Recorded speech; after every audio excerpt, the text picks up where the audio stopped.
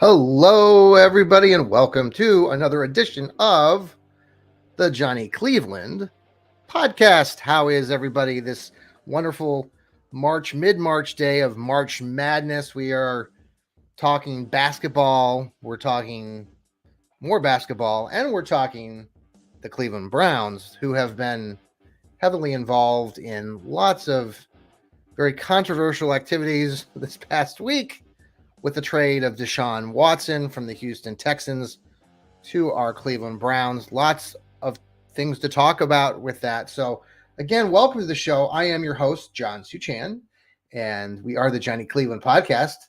Nice to have you aboard. Hope you enjoy the next few minutes as we digress and go through what has been happening over the last couple of weeks. We have not had a podcast in a while, so we're coming to you from our StreamYard. Hope you like the background if you're watching this on Facebook or on Twitter. We've got our that was from last year's NFL draft that was hosted by the Cleveland Browns up there in Cleveland. Had a chance to go to that on day 2. Wonderful time. Great experience. And we have the Brown season coming up this year. Lots of things that will be different. Lots of changes. So we'll get into that here momentarily. Again, you can reach us at the Johnny Cleveland podcast. Again, you can reach the show through on Twitter on my handle at John Suchan, JohnSuchan. You can reach me on Facebook at the J Cleveland Pod.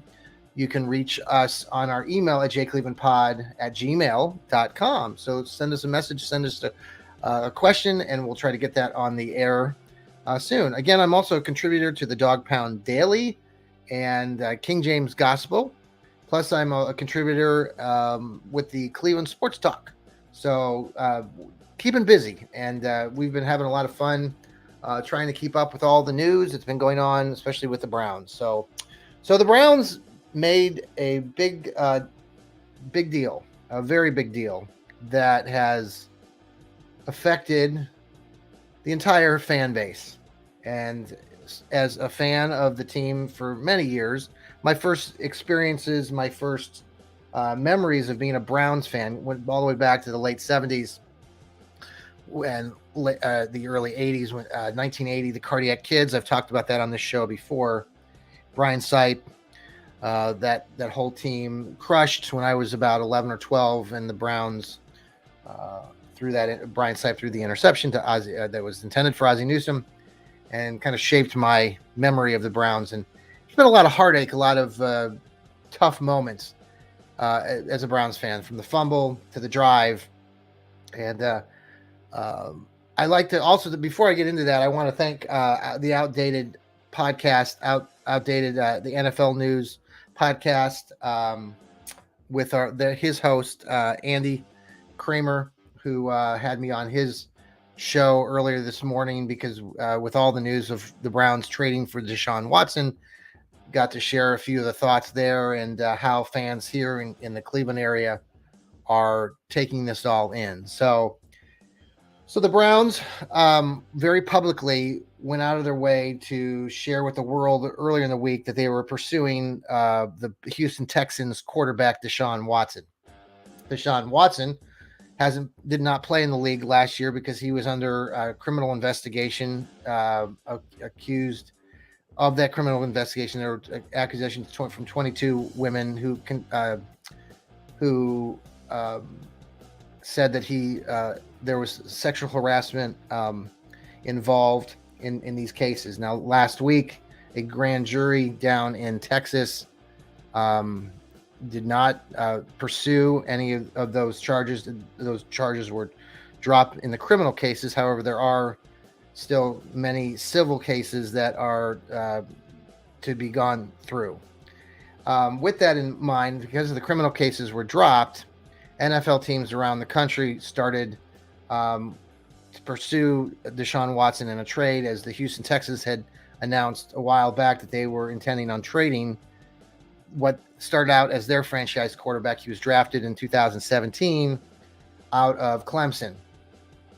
With that said, it was publicly announced that the Browns were pursuing that. Kevin Stefanski, the coach, the GM, Andrew Berry, the owners, supposedly early in the week on Monday or Tuesday, flew down to Houston to try and fine dine and convince and recruit Deshaun Watson to become the next Cleveland Browns quarterback. Well, many of you know, Browns fans, that we have a franchise quarterback, or had one, in Baker Mayfield, who was drafted by the Browns in 2018, the number 1 pick. So with that in mind, with going down to Houston, the Baker Mayfield got pretty upset. And Baker Mayfield has always shared his emotions out on his sleeves. Sent a letter publicly on his social media platforms that basically said goodbye to Cleveland. He didn't know exactly where things were headed, and that was, I think, Monday or Tuesday evening. With that said, a day after that or so, Watson was reported as not having an interest in the Browns, and saying that the Browns are out of the running for him coming to become the next Browns quarterback. So many of us, like you and I, we all said, okay, there's a lot of stuff out there outside of the game of football that felt pretty uncomfortable. And so the fact that he was out of the running, we were going to move on. Now, what might the Browns do? Well, in the midst of all that, Baker Mayfield then came out and said that he was requesting a trade from the team. So and then the organization came back to Baker and said, no, we have no intention of trading you, even though they flew down to Houston and tried to convince Deshaun Watson to become their next quarterback. So everybody's in kind of limbo, trying to figure out what's going on between Baker, the organization, Deshaun Watson. It's a huge feud. And then in the midst of all of this, yesterday, late afternoon, Deshaun Watson changed his mind and announced that he was planning to become the Browns' next quarterback. He waived his trade clause to become the next Browns quarterback. The Browns giving up 3 first-round draft picks, including this year's number 13 pick, next year's first-round pick, and the draft pick after that in 2024. They also gave up a couple second-round picks and third-round picks, but those don't begin until next season. So that means the Browns still have 8 draft picks. That includes 1 second-round draft pick, a couple third-round draft picks, and a fourth or so. So the Browns might not be done with whatever they're going to do in this offseason. There's lots of things that we can talk about here in a minute. So all of this came as kind of a bit of I call it a shock and awe. I don't think many Browns fans, after hearing the news earlier in the day that the Browns were out of the running, or the day before, kind of started changing their tune. So this all kind of came as a complete shock to many people. And as you imagine, 24 hours later, the emotions of the situation, and if you're listening to this podcast and you're a Browns fan, you might have a lot of emotion right now, as I do, as many people do, because this is a very big moment in Cleveland Browns history for a team that has talked about trying to find players of good character off the field and whatnot. They kind of did the polar opposite of that. Now, the Browns have brought in players like Kareem Hunt, who have also had their issues off the field. And so that is also something that is out there.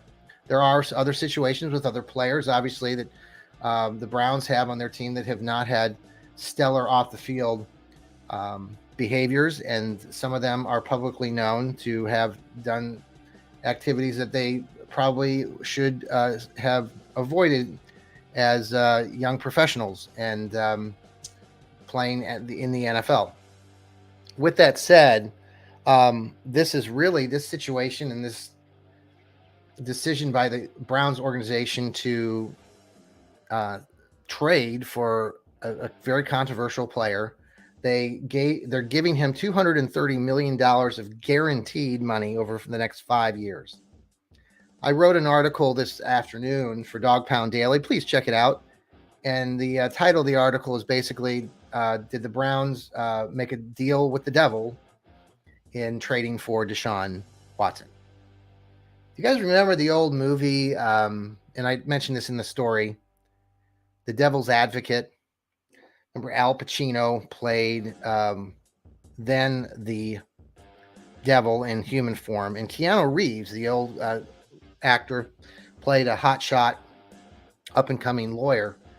And in that movie, Reeves gave up basically his soul to move up the chain of command, move up his ranks of being a hot, popular lawyer with high profile cases. And so in this case, where are we at with the Browns, and did they sell? Did they make a deal? And that's a big question. This whole thing has really divided, and many of you who have followed the Browns and are faithful fans, and this can be you who have maybe you're a fan that's been a fan since I have been, or even longer. Maybe you've been a fan since just you're in your 20s, and you've been a fan since they've come back since 1999. Either way, the side stuff off the field has really affected people's emotions. Now, time does things over time to a lot of people, and there's a lot of raw emotion out there, and anger and sadness and disappointment.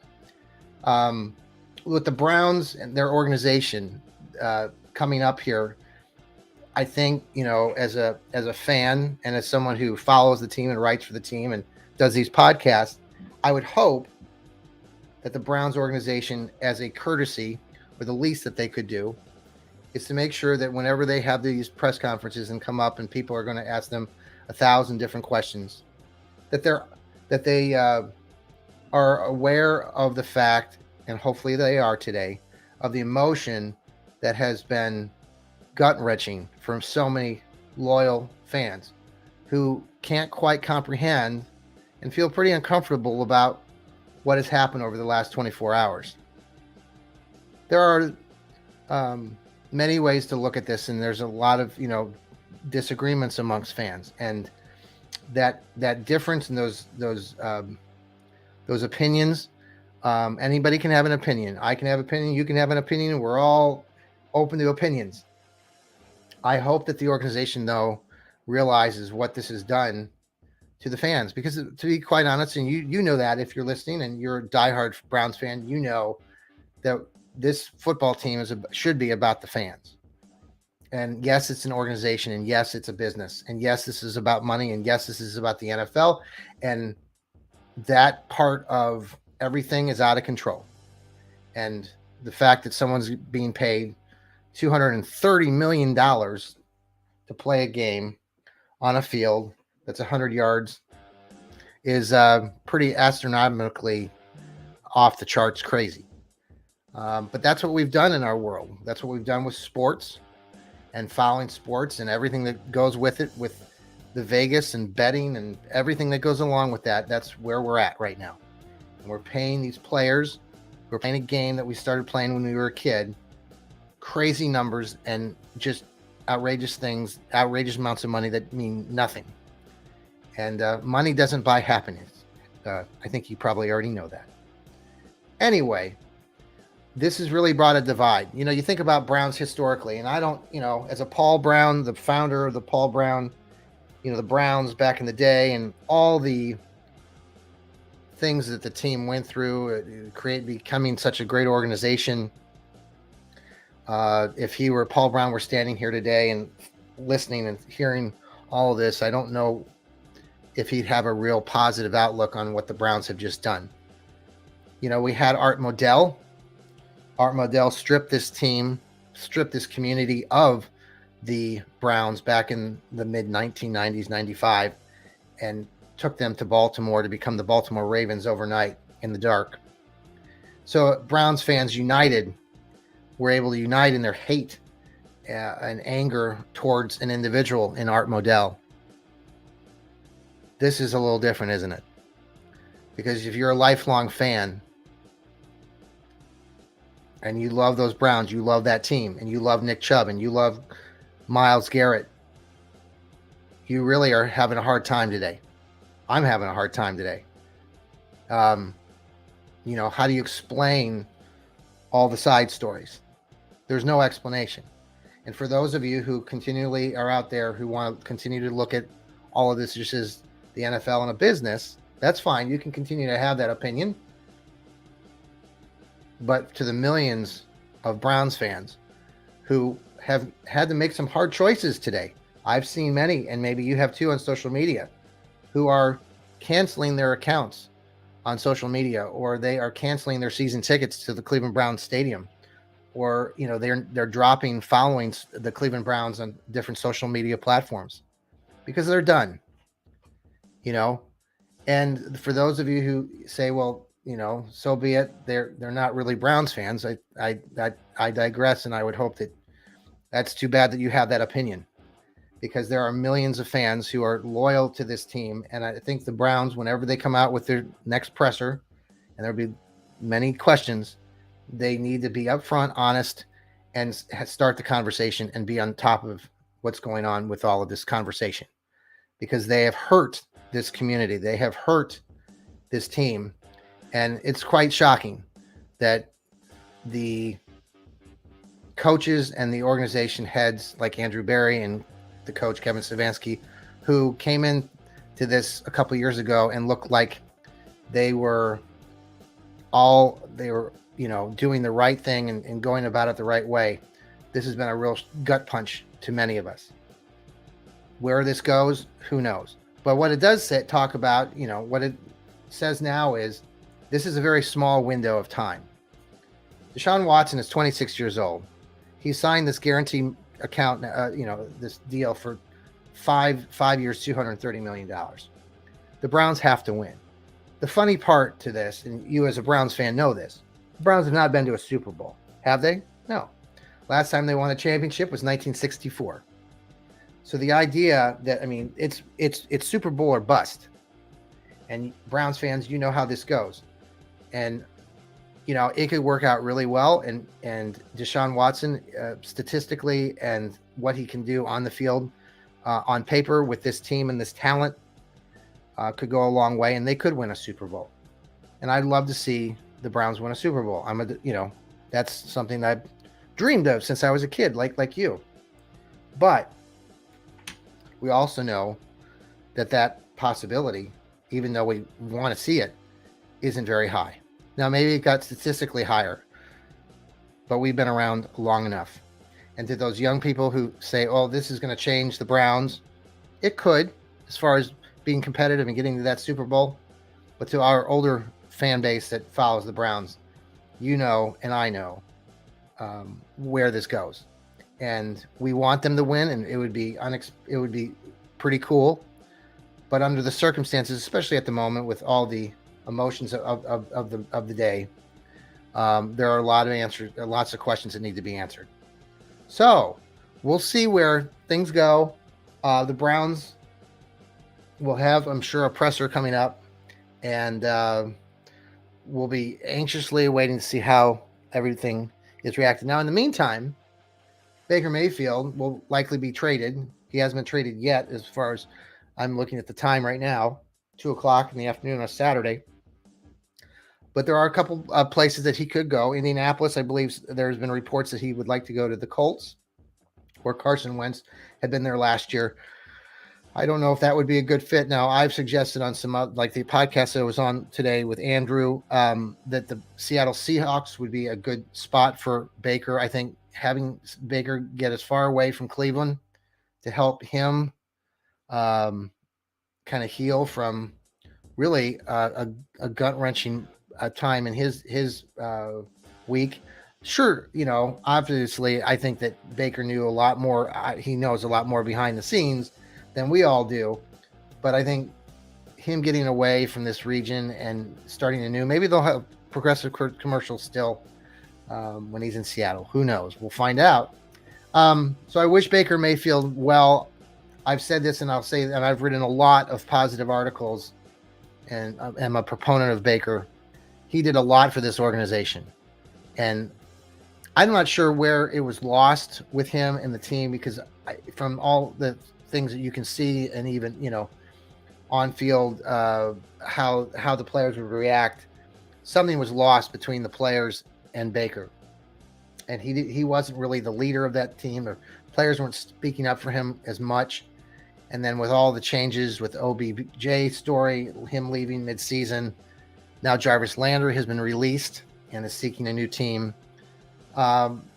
This will be, a moment for him where, it's hard to see but he just did so much for this team. I don't think people give him enough respect for the stability that he brought to the position. No, he didn't take us to the Super Bowl. He did take us to a playoff win. He was injured last year, but also, he underperformed even with the injury. I think there was the mental side of things that I've talked about that have really affected him, and hopefully he can snap through it, snap out of it. Snap out of it. That's almost how you feel when you see Baker playing these days, because you could see his rookie season and he would just sling that ball back and hit players with a bullet of a pass, and his footwork and some other things now just seem jittery. And hopefully he can get that back together, his confidence back together. That will help. But what he did for this organization is tremendous. That he helped bring this organization back to reality and some success that we hadn't seen in 25 years. And his statistics, really, to be honest, have been better than other quarterbacks of our past, folks. Bernie Kosar is a cult hero, a folk hero here in Cleveland. But if you start looking at Baker and you looked at Bernie's stats, or even Brian Stipe's stats, Baker was right up there. And there hasn't been a quarterback since they came back in 1999 that had anywhere close to the success that Baker did, nor the 4 years of stability at being at the position. He wasn't injured until this last year and didn't miss a lot of games until he really didn't miss any games this year either, other than one or two. So thank you, Baker. We look forward to seeing where you have success. And if you win a Super Bowl, we definitely are cursed as a Browns organization. We'll see where it goes. We love our Brownies, but this was an odd week. So with that, we'll move on. So let's quickly just talk about baseball real quick. The former Cleveland Indians are now the Cleveland Guardians. I know my stepmom, Pat, doesn't like that very much, and a lot of fans who are loyal to the former Cleveland Indians miss that part of that team. But now they're the Guardians, and they've actually they had a lockout in baseball, but they came to an agreement a week or so ago, and they are back on the field playing games, and they're in spring training right now. Caught a Guardians game yesterday. I think they won. They were playing the Reds in one of their opening spring training games. So good job to the Guardians. Don't know much about the Guardians this year. There's been several players that are new. So we'll have more about the Guardians as we get closer to the season, but it'll be different. I've gotten a few Guardian t-shirts and sweatshirts to support the team. So go Guardians. And so the other team that we all love this year and has brought a glimpse of success that we weren't expecting, right? Cleveland fans, the Cleveland Cavaliers. Every game, my gosh, they are on. They make every game very entertaining. They have outperformed anything close to what most thought that the Cavs would be at this year. Last year, they won 22 games. This year, they've already won 40. They stand at 40-30 on their record. They stand in sixth place in the Eastern Conference Finals. They have 12 games left in the regular season. The Toronto Raptors are in the seventh spot, and they are closing in on the Cavs, but the Toronto Raptors lost to the Los Angeles Lakers last night. Thank you, LeBron James, former Cavalier, for helping win that game in overtime for the Lakers. The Cavaliers played the Denver Nuggets last night, and in another one of these gut-wrenching, nail-biting games, they came back at the very end. They were down, I think, by 14 points, came back in the fourth quarter, almost won the game in regulation. The game went into overtime, and they were able to hang on 119-116. So the Cavs are doing it. They are down several players again. Jarrett Allen, their big 7-foot big man, has been injured again, broke his finger. So that's left Evan Mobley, Lauri Markkanen, their other big 7-footers back there. And they've been doing a good job. Evan Mobley, a rookie, just having one tremendous opening season and just the difference maker. I mean, without Evan Mobley, I don't think we have anything close to what we have. Yes, we have Jarrett Allen and Lauri Markkanen, but Evan Mobley has really been a huge factor in what's going on. And now that Allen has been injured again, Mobley has really taken charge. He was I don't have the stats in front of me from last night, but he had more than 25 points, over I think about 10, 12 rebounds. Just another solid performance coming from a kid who is 19 years old, going to be 20. Unbelievable. I mean, we can't also speak enough about Darius Garland. Colin Sexton, the other point guard, was injured very early in the year with the Cavs and has been out all year with a serious knee injury and recovery. So Darius Garland has taken on that role, and many people weren't sure if he could take on that role of point guard and distribute and all of these things that he does, and he's been just dynamic. He made the All-Star game this year and has single-handedly just helped this team in ways that can't be explained all the time in conversation. But between all these players, the Cavs are doing it, and they're doing it in a really cool way. And fans at Rocket Mortgage Fieldhouse were tremendous the last several games. These moments haven't been seen in Cleveland with the Cavaliers since the LeBron days. And by the way, the Cavs hadn't won 40 games in a season prior to LeBron being here since 1998. It's a long time. That's 24 years since the Cavs had a 40-win or more season prior to LeBron James being part of it. I mean, LeBron James made a huge difference to this Cavaliers organization. That's why we call it the King James Gospel. You can read our stuff from the Cleveland Cavaliers on the fan-sided website there. But so the Cavs are doing it, and they're doing it really well, and they're doing it together as a team. I've been so impressed with how they collectively work together. There aren't many professional teams that play like the Cavaliers do, so I got to give props to them.